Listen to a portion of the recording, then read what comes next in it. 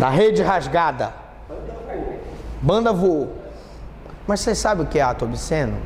Gente, o cara tá lá no carnaval, tomou todas.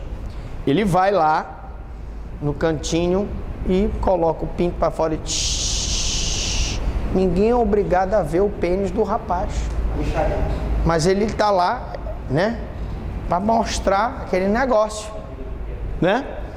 E hoje eu fiquei extremamente preocupado, porque uma aluna na sala de aula disse pra mim: professor, eu quero confessar, eu já pratiquei um ato obsceno. Aí eu tava dando exemplo de mostrar o pinto, né? Aí eu perguntei para ela: a senhora mostrou a sua perseguida? Ela disse: não, professor, eu dei um cotoco na sala de aula, né? Então o cotoco também é um ato obsceno, né? Vocês lembram aquela história daquele americano que foi preso na Polícia Federal e que na hora em que ele estava lá fotografando, fotografaram ele e ele fez assim, né? Exatamente, porque o cotoco americano é interessante. O cotoco americano é assim, ou seja, só tem um testículo. Então ele fez o cotoco americano e a Polícia Federal bateu a foto e ele foi processado por ato obsceno. Eu tenho aqui também a omissão de notificação de doença, né? Omissão de notificação de doença não tem resultado naturalístico. Aí você vai me dizer: pô, mas se o médico não notificar a doença, o pessoal vai ficar doente. Mas preste atenção, aqui na omissão de notificação não existe resultado naturalístico, tá? Se ele com omissão gera perigo de dano, perigo contra a vida ou contra a saúde de outrem, ele vai responder por perigo para a vida e a saúde de outro, tá? Diga. Eu estava passando aqui no generalíssimo, né, pegar na Toré, então passei por aquela calçada, aquele pedaço da Praça Basílica. Eu acredito que tiveram um morador de rua, eu olhei com muito detalhe. Sim. Longe da perspectiva, ele estava se masturbando. Sim. Ele estava sentado era na árvore de lá, já quase esquina com a generalíssima. Sim. Lá para Nazaré. Aí ele estava sentado numa das raízes e você vê claramente pelo movimento que ele estava se masturbando. Sim. Eu passei direto. Eu vi um policial civil fardado, só que ele estava na parada de ônibus. Aí, por ele estar fardado, eu avisei que tinha um cara se masturbando um pouco mais à frente. Sim. Ele mesmo fardado, ele me disse que era para eu conduzir aquele posto policial que é na Basílica, no itinerante, e era para eu ir lá eles iam, para eu fazer a reclamação lá e eles iam tomar providência. É claro que o exemplo de masturbação em público também é um exemplo de ato obsceno, né? Tem um exemplo de ato obsceno, né? Enfim.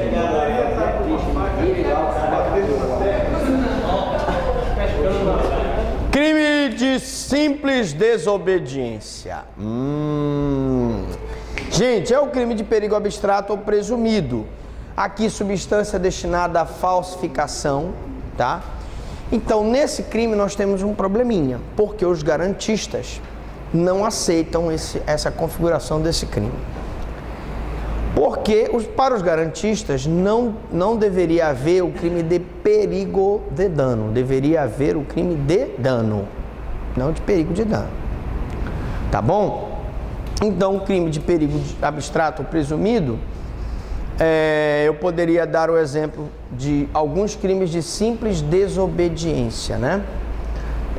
Substância destinada à falsificação, o crime de maquinismo no tráfico de drogas. O que é o maquinismo? É a máquina utilizada para a produção de drogas, empacotamento de drogas. Se você tem essa máquina, você não precisa produzir uma droga sequer, porque ele é um crime de simples desobediência. Outro exemplo, o crime de... Se você tem uma máquina de falsificar moeda, de falsificação de moeda, essa máquina também, basta que você tenha a máquina, você não precisa falsificar uma única moeda. Aí você me diz assim: bom, professor, mas então está se punindo a preparação. Exatamente, está se punindo a preparação. Aqui não se pune a execução. Mas o senhor me falou numa aula passada que a regra que se puna a execução é verdade. Só se pune no nosso iter criminis a execução do crime. Não se pune a preparação. Mas em situações excepcionais como essa, crimes de simples desobediência, onde há o perigo abstrato ou presumido, eu vou ter a punição. Outro aqui é o tipo aberto, né? Crime de tipo aberto. É o que apresenta a descrição típica incompleta do caso concreto. Eu dou um exemplo aqui da tortura, cuja complementação exige uma interpretação restritiva, porque se trata de uma incriminação, um tipo penal incriminador, então a interpretação sempre é restritiva. E dei o exemplo do terrorismo, que no livro do nosso querido Alberto Silva Franco, ele defende a tese de que o terrorismo, por ser uma descrição típica incompleta, não respeita o princípio da taxatividade e, por isso, não poderia ser considerado como crime. Teria ali a descrição de atos terroristas. Não respeita o princípio da taxatividade e é um tipo penal aberto, cuja descrição típica é incompleta, tá? Quando eu tenho um tipo penal fechado, já é o inverso. Diga Wood, você reparou que o Wood ele está aí só checando a nossa filmagem. Ele é o diretor dessa nossa filmagem, que é ao vivo e a cores para todo o Brasil. Diga. O tipo aberto seria uma vaga hermenêutica que o jurista tem que fazer, uma livre hermenêutica? Não, o crime de tipo aberto é aquele em que a descrição típica não é completa, em que se exige uma interpretação. Pelo fato de não ser completa e a livre hermenêutica seria... Não se esqueçam que para a norma penal incriminadora eu não posso usar analogia. Então eu tenho que tentar interpretar a tortura, por exemplo. Se ela é tortura confissão, se ela é tortura castigo, se ela é tortura crime, porque eu tenho vários tipos de tortura. Se ela é tortura omissão, porque eu tenho vários tipos de tortura. Tá? O tipo fechado, o crime de tipo fechado, é o que apresenta a descrição típica completa. E aí eu cito a lesão corporal. A lesão corporal é uma descrição típica completa? É. Ofender a integridade ou a saúde de outrem. Está bem descrito. Se tu ofendes a integridade, lesão corporal. Se tu ofendes a saúde, também é lesão corporal, porque muita gente se esquece que a lesão corporal também é ofensa à saúde. Então, por exemplo, tu usas um gás tóxico para lesionar um grupo de pessoas, que não vai causar lesão aparente, mas interna vai lesionar. É o caso, por exemplo, do que aconteceu na Boate Kiss. As pessoas inalaram aquele gás e tiveram problemas de queimadura nos alvéolos pulmonares. Então, isso sim é que eu posso dizer que não foi ofensa à integridade física, porque muitas não se lesionaram, mas houve ofensa à saúde. Portanto, a lesão corporal é um tipo fechado, é uma descrição típica completa. Bom, então vamos lá. Crime de mera suspeita. Assim como os crimes que nós vimos ainda há pouco, de desobediência, né? Esse de mera suspeita, ele também tem um problema com os garantistas, né? Por quê? É aquele em que o agente não estaria infringindo concretamente qualquer comando legal de ação ou omissão, mas será incriminado pela suspeita gerada por essa mesma situação. Ou posição, né? Bom, gente, é o que eu expliquei naquele caso que eu te falei que eu estava fazendo uma diligência com o pessoal da Polícia Civil, lá em Breves, e o cidadão apareceu com uma perna, com uma, como é o nome? Pé de cabra. E de madrugada, numa rua em que as casinhas eram todas de madeira, o cidadão já tinha passagem pela polícia por arrombamento e ele tinha que ser preso. né? Porque ele podia arrombar aquelas casinhas lá. Mas a pergunta é, professor Franklin, e se ele prova que ele não estava querendo arrombar a casa de ninguém? Ele, na verdade, pegou aquela pé de cabra para abrir a própria casa, arrombar a própria casa, porque tinha trancado a chave por dentro. Bom, evidentemente que o crime de mera suspeita é um crime que é totalmente criticado pelos garantistas, porque você está punindo a mera suspeita daquela conduta. Claro que a mera suspeita aqui é um exemplo que eu dei de uma contravenção penal, de um crime, tá? Eu tenho a contravenção penal de uso de instrumentos utilizados na prática reiterada de furto. Isso é uma contravenção penal, mas eu estou punindo a mera suspeita de que ele pegue aquele pé de cabra e vá praticar uma conduta como furto. Pela atitude suspeita. É um crime que se pune pela atitude suspeita e os garantistas, evidentemente, caem em cima dizendo que isso não é possível, apenas eu trouxe aqui para efeito de vocês terem conhecimento. Afinal de contas, aqui é tudo que você queria saber sobre a classificação doutrinária dos crimes e nunca teve coragem de perguntar. Esse crime de mera suspeita,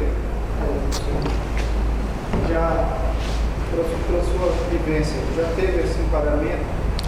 A questão é, se você recorrer, geralmente são pessoas pobres que são presas, né? Mas se você recorresse para o STJ ou para o Supremo, fatalmente o Supremo e o STJ não manteriam uma condenação baseada num crime como esse ou numa contravenção como essa.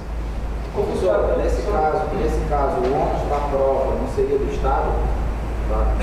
Não, a regra é clara. Se ele já tem antecedentes criminais por furto e ele é pego em uma situação em que ele está com um instrumento que é utilizado usualmente na prática de furto, é uma contravenção penal. Fim de papo. O concurso da guarda teve 3 questões parecidas com essa aí. Todas as 3 eram erradas. Que o agente poderia prender a pessoa por uma suspeita, assim. Não pode. Não se prende por suspeita. Só se prende no direito brasileiro se a pessoa tiver em flagrante delito ou se houver ordem escrita e fundamentada da autoridade judiciária competente. Aí o que se justifica a prisão desse cidadão é porque ele estava em flagrante de contravenção penal. Só que a contravenção penal hoje é menor potencial ofensivo e, portanto, você não prende a pessoa. Você, na verdade, leva para a delegacia, faz o TCO e manda ele se apresentar no juizado especial. Foi o que aconteceu. Crime de ocasião é aquele cuja conduta criminosa sofre forte influência de circunstâncias ambientais, como comoção pública, injustiça da vítima, provocação da vítima, injusta provocação da vítima, etc. Homicídio emocional. Nós já tivemos a oportunidade de falar aqui do cidadão que chega na casa dele, encontra a mulher em colóquios amorosos com o Ricardão. E ele pergunta: mulher, se amas a outro, não me negues, nem me queimes com o fogo da traição. Aí ele vira para ela e pergunta: que isso, mulher? Ela disse: não está vendo, é chifre. Ah, é? Pá! Justa provocação da vítima, né? Esse caso seria um homicídio. Crime de...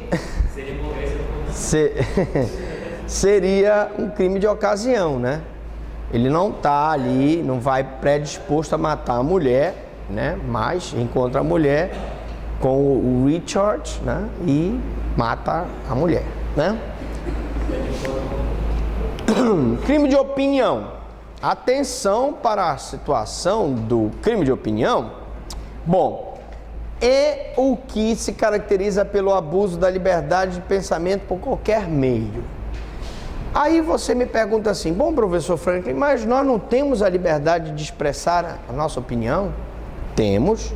Na nossa Constituição nós temos liberdade de expressar a nossa opinião, mas é vedado o anonimato.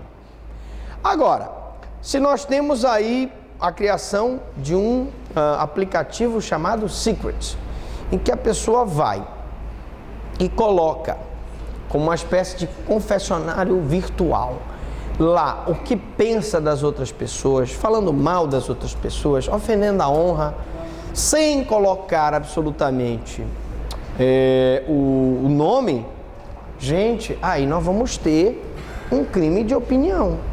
Por quê? Porque há um abuso da liberdade de pensamento, né? Só para dar um exemplo de crime de opinião, você tem a liberdade de expressão, mas você não pode fazê-lo, né?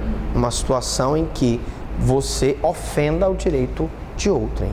Como eu disse, qualquer ação ou omissão que cause prejuízo a outrem gera o dever de indenizar.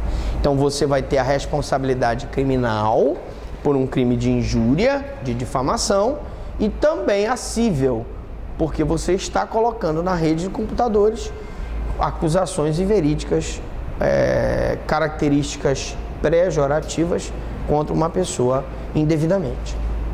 Professor, e se, no caso, se for verdadeiro o fato divulgado? Se for verdadeiro, você não tem o direito de propalar a vida privada das pessoas. Em algumas situações, se na calúnia se admite a exceção da verdade, que é a prova do que eu estou falando é verdade, e algumas não se admite. Na difamação, quando a ofensa é contra funcionário público, eu também posso provar a verdade. Mas o problema é que na injúria não existe a exceção da verdade. Se você chamou um cidadão de preguiçoso, você não pode provar que ele é preguiçoso. Não existe isso. Digamos, o cidadão é assaltante de banco e eu divulgo que ele é assaltante de banco. Foi condenado, julgado, e ele é assaltante de banco. Não, mas eu não estou falando nessa situação. Aí a própria imprensa vai se encarregar de colocar nas páginas do jornal que ele é um assaltante de banco condenado. Eu estou falando você destruir a vida, a imagem daquela pessoa através da internet, usando como aplicativos que possam realmente destruir a honra subjetiva daquela pessoa. Nem tudo que se coloca na internet é verdade, é verdadeiro. Aqui o que aconteceu com aquela atriz da Globo, que postaram fotos dela? Ali, a postagem de fotos íntimas da pessoa, no nosso direito penal brasileiro, é crime cibernético, né? É crime cibernético. Seria o caso da internet, externar sua opinião, uma opinião preconceituosa? Sim, se você externa uma opinião preconceituosa, racista, você pode responder por injúria racial. Sim, pode. Alright. Crime de dano são aqueles que só... Por mais que seja verdade, como no caso dele, estaria de contra o inciso 10 do artigo 5º, que são violadas a intimidade e a vida privada.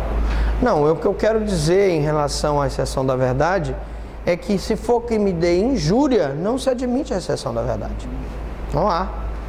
Você não pode chamar uma pessoa de preguiçoso, você não pode chamar uma pessoa de, sei lá, alguma coisa, canalha, e isso você não pode provar que ele é canalha. Não tem como, porque não existe exceção da verdade na injúria. Maiores detalhes, assistam Crimes contra a Honra, Calúnia, Injúria e Difamação. Ok? Crime de dano são aqueles que só se consumam com a efetiva lesão do bem jurídico visado.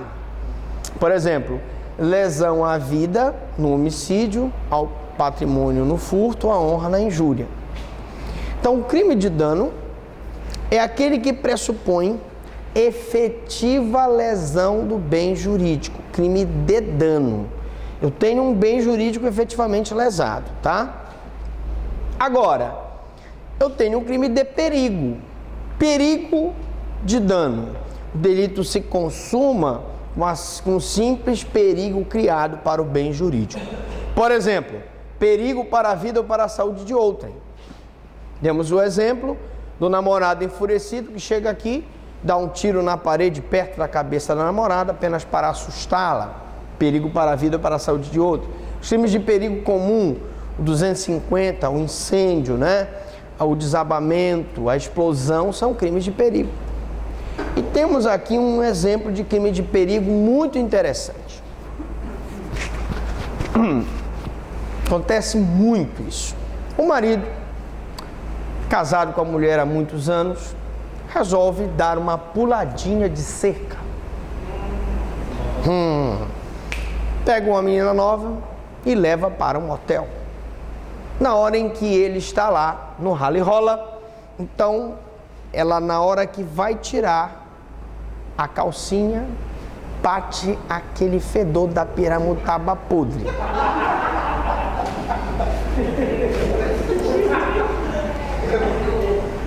Meu amigo, se isso acontecer com você, cancela. Porque pode ser tricomonas vaginalis, pode ser gardnerella. Entendeu? Aí você diz assim, não, mas tudo bem, joga um dermacide, joga um limãozinho galego lá, pinga lá, e lava com sabão grosso. E o cara encara assim mesmo, né? Mantém relação com a mulher que aparentemente estava contaminada com uma doença sexualmente transmissível. E volta para sua casa lépido e faceiro. Chega lá, a patroa também disse, olha, mas você não está comparecendo? Tem que comparecer também aqui. E ele então vai manter relações sexuais com a patroa. E nisso ele passa, né, tenta manter a relação sexual e, por incrível que pareça, por uma sorte, ele não consegue transmitir a doença venérea para ela. Mas preste atenção. Mesmo ele não transmitindo, o crime de perigo de contágio venéreo é um crime de perigo. Consuma-se com o simples perigo criado para o bem jurídico. Qual era o perigo dele passar a doença venérea para ela? Mas ele não passou. Então, esse crime, inclusive o crime de perigo de contágio venéreo, é um crime condicionado à representação, porque o Ministério Público só pode processar o marido se a mulher fizer a representação. Justamente porque ela às vezes pode dizer, não, eu prefiro resguardar o meu casamento, não vou representar para que isso não aconteça. Mas vejam só, mesmo que ela não seja contaminada, o fato dele ter exposto ela a perigo, gera o crime de perigo e o crime está consumado. Professor, mas ela não pegou a doença. Tudo bem, mas ele expôs ela ao perigo.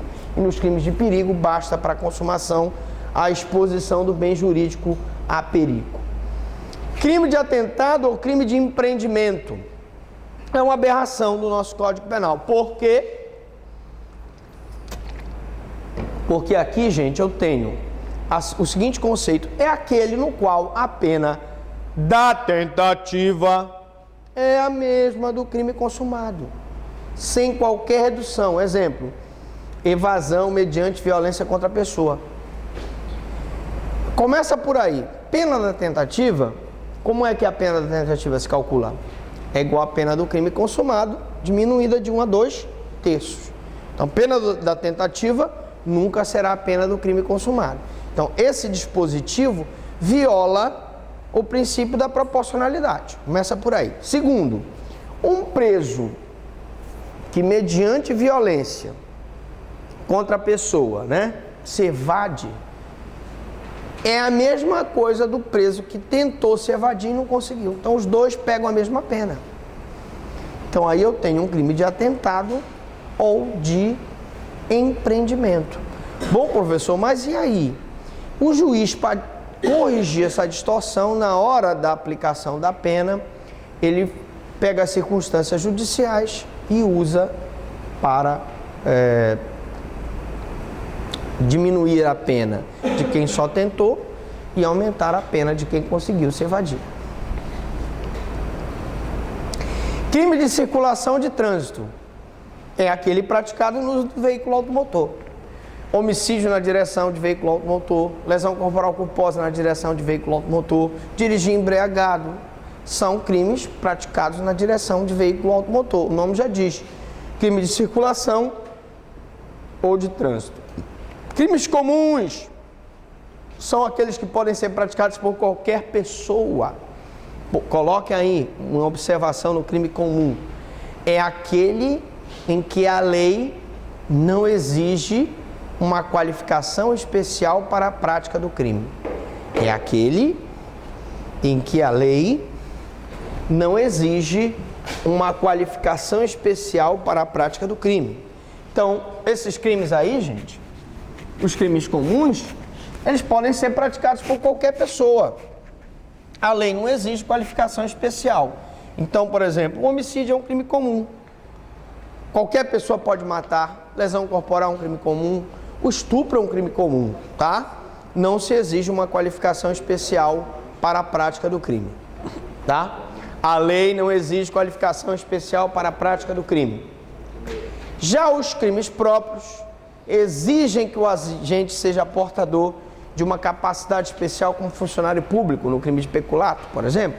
Então, são aqueles em que a lei exige uma qualificação especial para a prática do crime, tá? São aqueles em que a lei exige uma qualificação especial para a prática do crime. É o caso, por exemplo, do funcionário público, é o caso da mulher em estado puerperal para praticar o infanticídio, ou seja, toda vez que a lei exigir uma qualificação especial, eu vou ter um crime próprio. Toda vez que a lei não exigir uma qualificação especial, eu vou ter um crime comum. Crimes próprios coletivos. Além de exigir uma qualificação especial dos agentes para ser crime próprio, demandam um número determinado de participantes para a sua ocorrência. Por exemplo, o motim de presos. O motim de presos é um crime próprio porque exige que o crime seja praticado por pessoas presas, por detentos. E ele é coletivo porque ele exige que seja praticado por um número determinado de pessoas. Um preso só não faz um motim. Uma andorinha só não faz um verão. Crime bipróprio. Bipróprio. O que seria esse bipróprio? Tudo que você queria saber sobre classificação e nunca teve coragem de perguntar. Bipróprio. É aquele que exige uma relação especial entre o sujeito ativo e o passivo, né? Por exemplo, os maus tratos. E aqui eu queria fazer um esclarecimento, né?